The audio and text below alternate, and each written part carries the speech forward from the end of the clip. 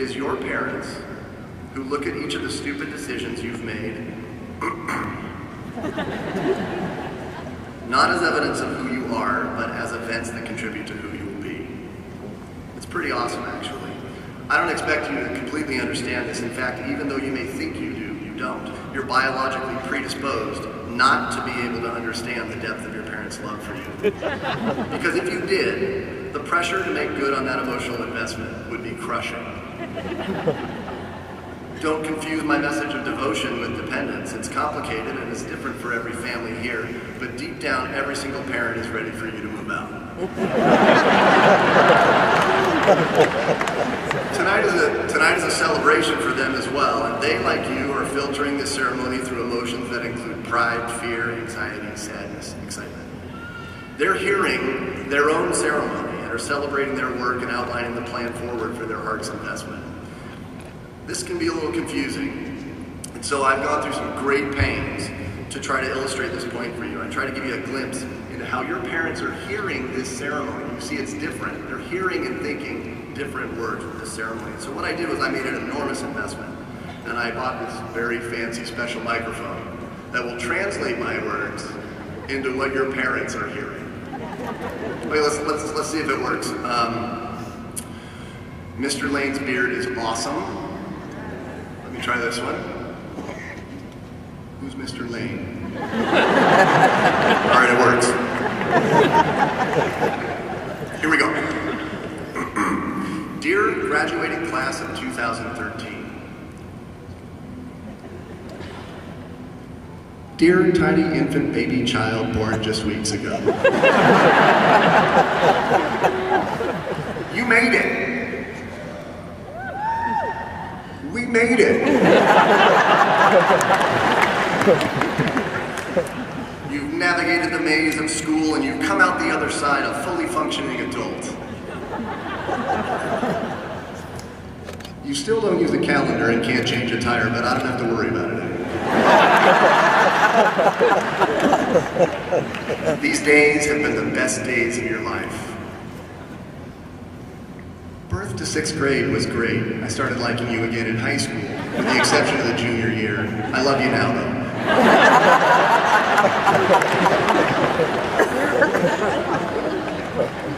In the years to come, I want you to reach for that brass ring. In the years to come, we're going to take a lot of vacations without you.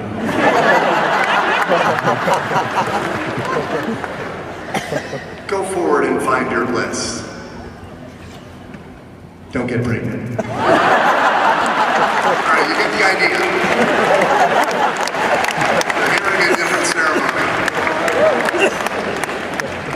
Now, this event is a celebration of the work you've done. It is, and I'll get to that, I promise. I promise.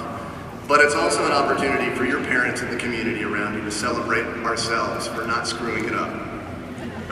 We're proud of you, as in, you are something into which we have poured our time and emotion and energy, and we have pride in that effort. You've all each built, adopted, or have had forced upon you a community of people sharing something in common. They care about what happens to you. When I shout, "Don't lie to your parents," this is what I'm shouting. I'm saying, listen, dummies, you have no idea how many people you have working for you. Don't screw it up. Your teachers are proud of a job well done. We feel good about ourselves for sending such talented, intelligent, well-educated students into the world. Through you, we feel that we're doing good. In the most selfish sense of the word, we're proud of you. For your community, you represent a fantastic anomaly. They're bombarded by stories of the failure of youth in education, examples of ignorance, violence, intolerance, poor test scores, a lack of global competitiveness. You, however, somehow are the shining exception. You represent somehow the kids who've succeeded in spite of the clearly crippled and broken education system being inflicted on our nation's youth, sure to reduce the United States to a barely functioning socialist economy devoid of morals with no help for our grandchildren's future. All right, I suppose there's a chance that's not totally accurate, but they're proud of you too. You've earned it. You are outstanding people, and you deserve great credit for the work. You've sacrificed, you've pushed through pain, you've demonstrated that you can do good work. This has been real and it has been difficult, but I will tell you, with love in my heart, your parents have worked harder. Think about it. Every argument, every restriction, every reluctant lesson, every grammar correction, every chore, every tantrum, every uncomfortable conversation, every new risk, every consequence, every late night pickup, every permission slip, every insurance premium, every doctor's appointment, every trip, every pet, every new boyfriend or girlfriend, every sports team, every music lesson, every teacher email, late night, early morning, every hug, and every holiday has been part of an investment by your parents in a product that they have known all along that they would be giving away for a lot less than free. Ultimately, this is the difference.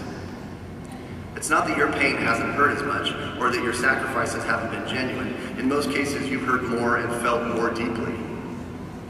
It's that largely your work has been in the pursuit of your own consciousness, how you're feeling or being integrated into your own in any given moment.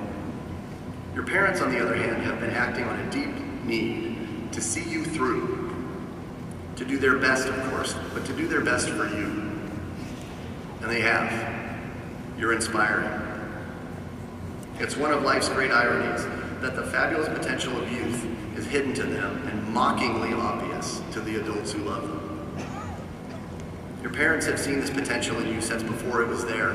They've protected it, cultivated it, invested in it, and now, although they never owned it, they're gifting the care of this potential back to you. You will receive many gifts in the coming days, I suppose, all for which I am sure you will say thank you.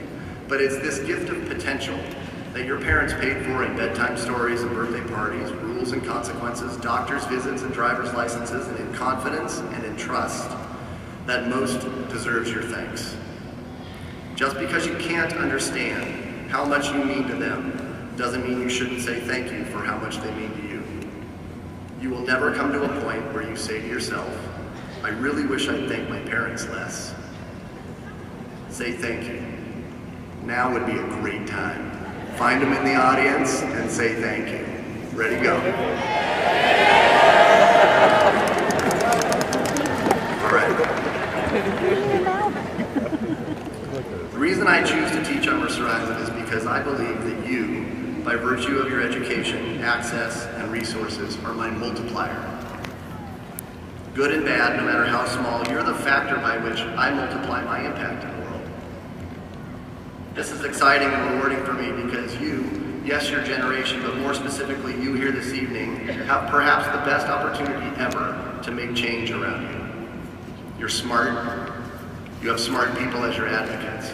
You're free to say and believe what you think. You are connected to the world in a way never imagined by previous generations. And if we, teachers, have done our job correctly, you are tired of hearing about it. And you're ready to get to work. So, here's my last stab at advice. You listening, Rodocus? There's nothing innately special about this moment. You are one day older than you were yesterday. It is not special that you've aged. I am pretty sure that this would have happened without Mercer Island High School. In fact, even graduating high school isn't all that special. 3.5 million students are going to do it this year. What's special is your opportunity to choose what comes next. Your parents, teachers, and community have been working your whole life to give you this opportunity, and here's how you can honor that work. In the years to come, identify those people around you who truly have your best interests at heart. You know who they are, who are invested in your future, either because it shares common purpose or because they recognize a potential that you cannot yet see. Bond yourself to these people, help them, celebrate them, confide in them, thank them, trust them. On Mercer Island, these have been your parents, your teachers, and your best of friends. These people are few and far between. They are invested in you, they are precious, and deserve an investment of your own. In short, and for the last time, don't lie to your parents. We love you. Congratulations, class of 2013.